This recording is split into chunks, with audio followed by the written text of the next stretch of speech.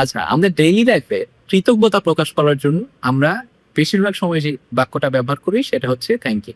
কিন্তু প্রত্যেকটা সময় থ্যাংক ইউ ব্যবহার করলে অনেক বেশি রিপিটেটিভ শোনায়, প্রফেশনাল শোনায় না। এখন প্রশ্ন হচ্ছে থ্যাংক ইউ না বলে আমরা ওনার কি বলতে পারি?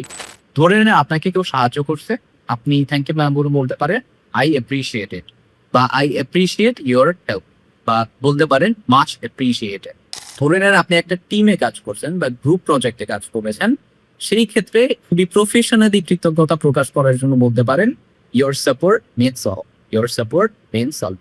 এরপরে অন্যভাবে বলতে চাইলে বলতে পারেন it was pleasure working with you, it was pleasure working with you.